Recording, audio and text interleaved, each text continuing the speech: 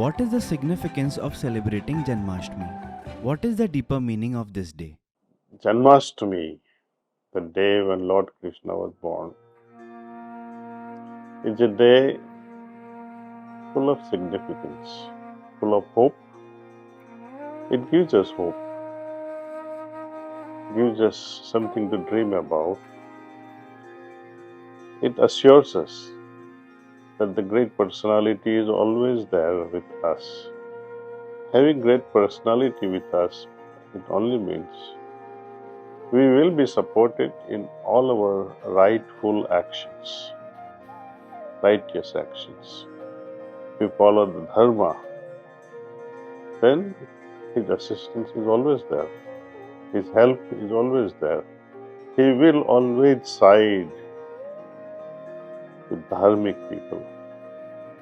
This is the greatest hope and assurance from the Lord Himself, that I protect all those who are on the path of Dharma.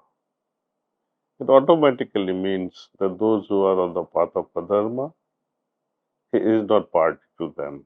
He will not protect them. In fact, He would be happy to destroy them. What is your fondest memory of Janmashtami? My fondest memory as a child of Janmashtami was staying awake until 12 o'clock night. I must have been 5 or 6 years of age, when I was asked to at least carry that on my shoulder and walk around the streets of my village. And having brought that Jhulana back to the temple, I was requested by the Pujari, the priest of our temples, to Jhulana Julai. We had to make that swing, move, and play with Lord Krishna's small idol. That's one of my fondest memories. And of course, to distribute the prasad, specially made on this occasion. That day, even though we were all younger children, we fasted. And perhaps that was the first fast of my life. Could you share a few words about Krishna and Kansa? It is said that Kansa was also liberated, even though he tried to do evil. Is it true?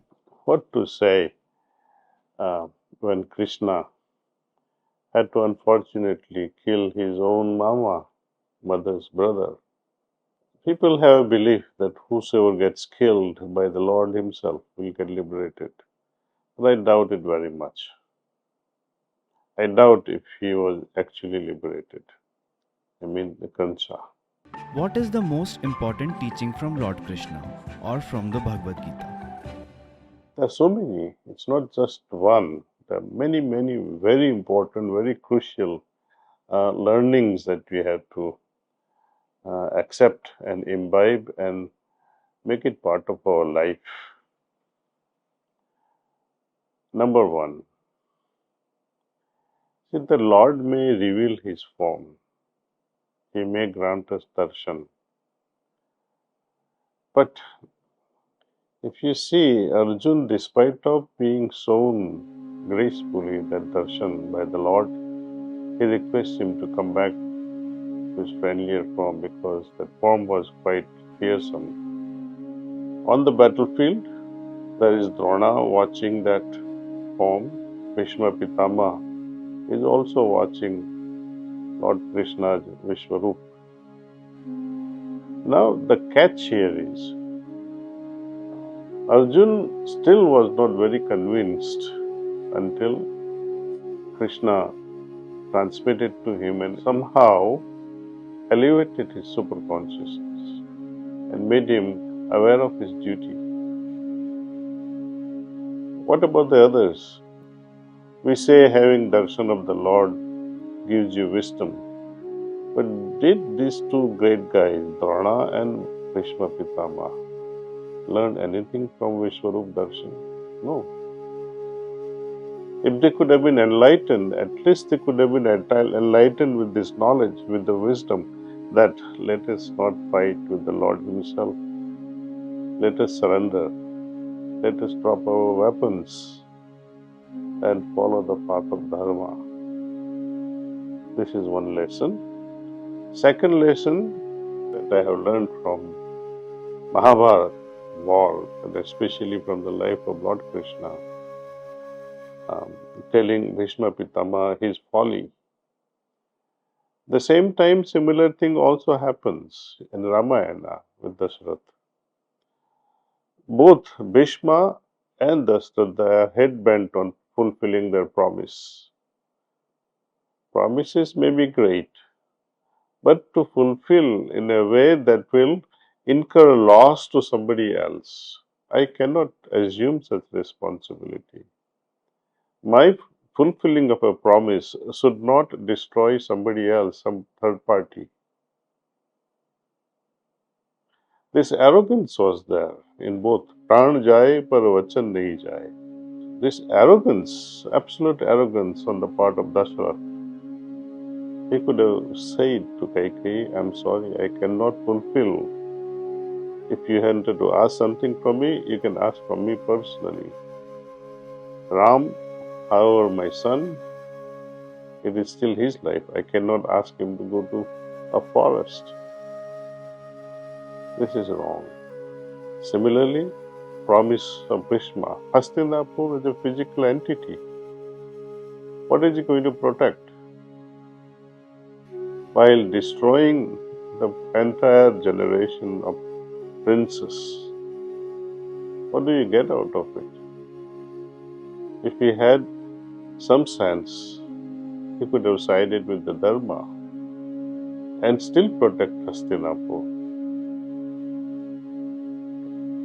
So one should not be head-bent with one's own arrogance and say, come what may, I will fulfill my words. That's a foolishness.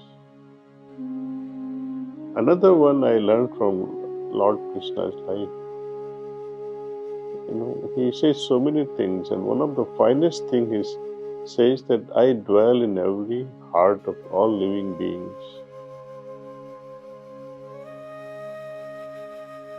That means if I want to experience Lord Himself, look within, look in your heart.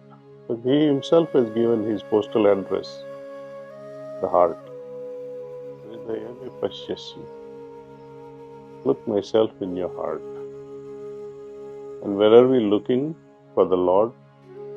Our vision has always been outward, here and there, in holy places, while forgetting His claim, Lord Krishna's claim, that I dwell in every heart. Our Shastras also talks about the same thing in a different way, that the Lord is an Antaryamin, one who dwells within. Instead of becoming Antahmukhi, we have become Bahirmukhi, and that is the cause of fall of Hindu civilization. Please think over it.